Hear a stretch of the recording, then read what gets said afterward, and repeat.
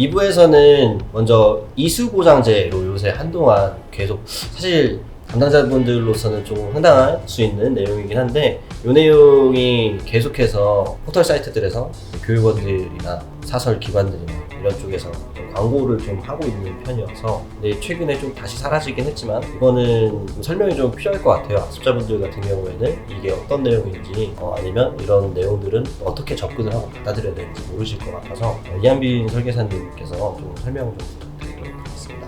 이수보장제라는 말은 그냥 말 그대로 이수하는 거에 대한 거를 보장을 해준다는 뜻입니다. 실제 사례랑 조금 비슷하게 연결해보자면 학점은행제도 이제 온라인 교육 과정 중에 하나이지만 엄연히 대학 학위 취득 과정 중에 하나로 볼 수 있고 학점은행제로 이수하는 과목에 대해 보장을 해준다라는 거는 대학교에서 교수님께서 학생들의 과목 이수를 보장해준다와도 사실 동일하게 볼 수가 있거든요. 학점은행제도 출석을 하고 과제 제출, 중간고사, 기말고사 시험을 보거든요. 근데 이런 시험을 보지 않아도 또는 과제를 제출하지 않아도 무조건 이수를 보장해주겠다라는 형식으로 이제 광고를 하는 교육원들이 많이 있었습니다. 예전에도 사실 있었던 내용이긴 한데 밖으로 드러나진 않았어요. 왜냐하면은 직접적인 홍보를 하진 않았고 따로 이제 개인적으로 1대1 카카오톡 연락을 하거나 전화로만 이제 내가 이런 식으로 해줄 테니까 여기에 등록을 해라 이런 식으로 좀 학사분들 불법적으로 모집을 하는 곳이 있었지만 최근에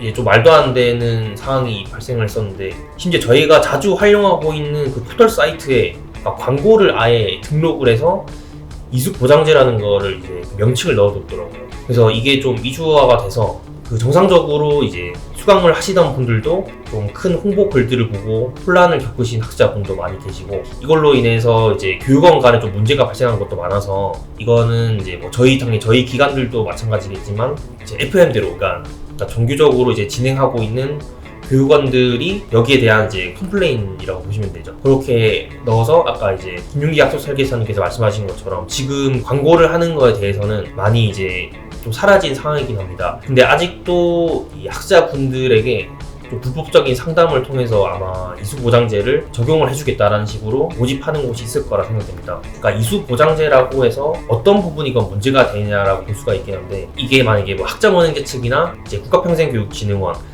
이제 산하기관에서 운영하고 있는 측에서 적발이 되거나 했을 때 이 교육원이 이제 페널티가 먹을 수 있습니다. 예를 들어서 교육원에서 이제 수강을 하고 있는 학생이 졸업을 위해 또는 자기가 어떤 자격증을 취득하기 위해 이수해야 될 이제 기준이 있단 말이죠. 근데 그 기준이 되는 과목들이 갑자기 개설이 안 되는 경우가 발생을 해요. 그러면 내가 다음 학기에 이 과목을 들어야 되는데 교육원이 불법적인 운영을 통해 제재를 먹었으니 내가 그 교육원에서 이제 이수를 할 수가 없는 상황이 발생을 하는 거죠. 그리고 가장 큰 문제점이라고 생각을 한다면 마지막 학기를 앞두고 있는 학습자분들일 것 같습니다. 예를 들자면은 학점은행제로 학위를 취득하는 기간이 2024년 12월 중순에서 1월 중순에 이렇게 기간이 잡힐 거란 말이죠. 그러면은 그 학위 취득 기간에 맞춰서 과정을 이수를 하셔야 되는데 그 불법적인 교육원에 수강 신청을 했다가 교육원이 문제가 됐다는 거를 적발되어 교육원 개강반이 사라지는 경우가 발생을 할 수가 있거든요.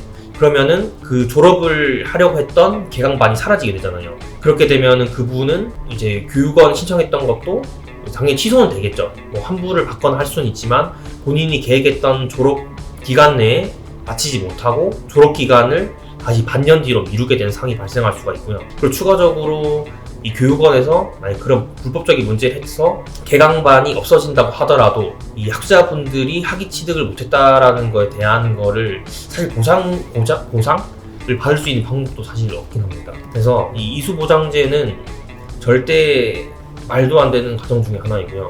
새로 시작하시는 분들이나 아니면은 혹시 나는 지금 그런 교육원에서 불법적으로 잘못하고 있는 게 아닌가 걱정이 되시는 분들이 있으시다면은 에듀라이크 채널 플러스에 검색을 하셔서 이제 카카오톡 문의를 주시면은 그 부분에 대해서도 자세히 한번 상담 도와드리도록 하겠습니다. 정리하면은 이수보장이라는 말을 통해서 이제 학습자들을 이제 모집하는 행위는 이제 불법이다. 이게 문제가 제일 크게 되는 이유들은 저희가 이전까지는 이제 인가를 받은 기관이 아닌 곳에서, 그러니까 불법 인가기관에서 인가되지 않은 기관에서 교육생들을 모집하는 게 문제가 되었다면 지금은 이제 인가를 받은 곳에서 불법 영업을 하고 있는 거거든요. 그래서 이제 국평원에서는 이러한 이제 광고나 아니면 홍보 행위가 페널티사가 벌점을 부여될 수 있는 사항으로 규정하고 있기 때문에 이 벌점이 쌓이게 되면은 이한빈 설계사님께서 말씀해 주신 것처럼 개강반이 안 열린다는 거나 아니면은 평가 인증을 못 받는다거나 이런 사례들이 발생될 수 있어서 피해는 고스란히 그 기관에 등록되어 있는 학습자들에게 돌아갈 겁니다.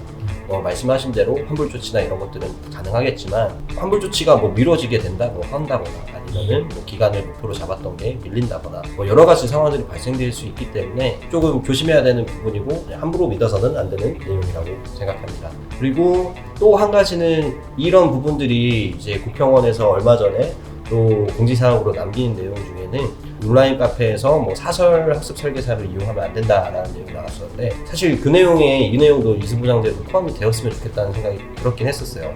그런 내용들은 사실 빠져 있는데 어찌되었든 이제 방금 전에 말씀드린 그 온라인 카페의 그 사설 학습 설계사들에 대한 피해는 이제 학습자들 본인이 알아서 책임을 져야 한다라는 내용에 대해서도 한번 설명을 좀 부탁드릴게요.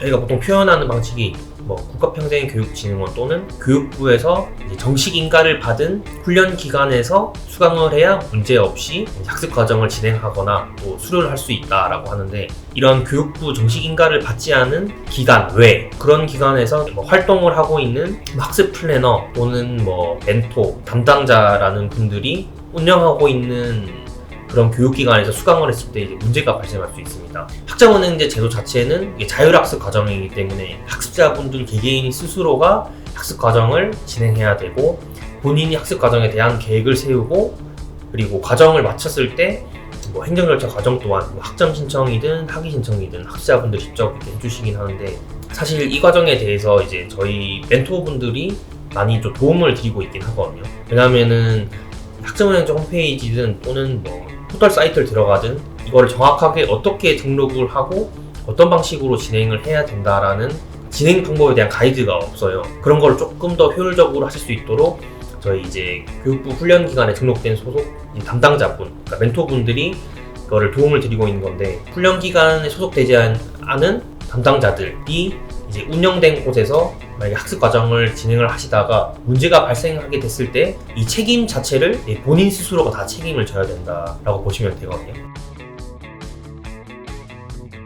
이제 저희가 온라인상 온라인 카페라던가 블로그를 통해 실제 학점은행제와 같은 학점은행제 외의 과정들도 검색을 하게 되시면 쉽게 이제 찾아볼 수가 있습니다. 항상 그러한 글들의 하단부를 보게 되면 이쪽을 통해 문의를 남겨주시면 상담을 도와드리겠습니다 라는 문구의 마지막 이미지가 있는데 보통 이제 클릭을 하게 되면 이제 상담을 할 수 있는 곳으로 이제 링크로서 넘어가게 되는데 간혹 보게 되면은 거기에 이제 정확한 이름이나 전화번호가 명시되어 있지 않고 그냥 오로지 클릭을 유도하는 그런 게시글들이 간혹 보이실 거예요. 그래서 일단 그냥 무조건 클릭을 유도하는 기관이라고 한다면 1차적으로 의심을 해보는 걸 추천을 드리고 싶고요. 또 두 번째로는 그 커뮤니티, 포털, 흔한 대부분의 포털 사이트에 있는 것처럼 카페 안에서 오로지 회원님들께서 궁금하셔가지고 글을 남기는 거에도 이쪽에선 하면 안 된다, 무조건 나랑 해야 된다 하면서 카페 댓글로서 이제 학생분들에게 이제 홍보를 하고 문제가 되지 않는 기관들도 깎아내리면서 이쪽은 하면 안 된다, 우리 기관을 통해서 해야 된다 라고 하는 그런 사람들도 간혹 있습니다. 정식 인가를 받은 교육기관에 속해 있는 담당자라고 한다면 이런 식으로 절대 학생분들을 이제 모집하고 하지 않기 때문에 이런 부분들도 조심을 하면 좋을 것으로 생각을 하고 있습니다. 제가 생각해도 그 문구를 봤을 때는 맘카페라든지 아니면은 온라인 커뮤니티나 이런 데서 학습 설계사들이 생각보다 학습자분들이랑 이제 관리하거나 행정 처리해야 되는 것들이 많아서 그런 카페들 가서 활동하고 있을 리가 없어요. 제가 지금 생각난 팁은 아까 김주영 학습 설계사님께서 말씀하신 이제 네임카드 이미지에 연락처나 카카오톡 등 그러니까 본인을 알릴 수 있는 게 기재되어 있지 않고 클릭만 해라 라는 거를 이제 주의하시면 좋을 것 같다고 말씀드렸는데요. 그 부분을 확인하시면 좋을 것 같고 근데 그렇게 돼 있더라도 공식적으로 이제 운영하시는 그 멘토분들도 많이 계시거든요. 그런 경우에는 그 클릭을 해서 들어간 이후에 본인이 이제 가지고 있는 명함 등을 요구하시면 좋을 것 같아요. 훈련 기간에 소속되어 있는 분들은 다 그 본인 명함을 가지고 있는 경우가 많기 때문에 어떤 과정으로 상담 논의를 했는데 이제 뭐 정식 인가에서 일을 하시는 분인지 좀 인정을 받고 싶다. 그러면 명함을 주실 수 있냐라는 식으로 이제 확인을 해보시면 좋을 것 같고요. 만약에 여기까지도 없는 경우라면은 거의 한 90% 정도는 좀 불법적으로 운영을 하거나 소속되어 있지 않는 외부 담당자들이 운영을 하고 있는 곳이니까 그 부분까지 좀 체크해 주시면 좋을 것 같습니다. 그런 분들이 보통 이번에 나온 고지에 나온 표현대로라면 이제 사설 학습 설계사인 거죠. 궁극적으로는 명함, 근데 명함도 만들어 오시는 분들이 있다고 들어가지고 최근에는 위촉 증명서나 재직 증명서 정도까지도 요구하셔도 됩니다. 당연히 받으실 수 있는 내용들이기 때문에 그것까지 확인해 보시는 걸 권장드리고요. 이번에는 이렇게 해서 1부랑 2부 마치도록 하겠습니다. 저희 다음에는 또 유익한 정보로 다시 한번 또 인사드리도록 하겠습니다. 감사합니다.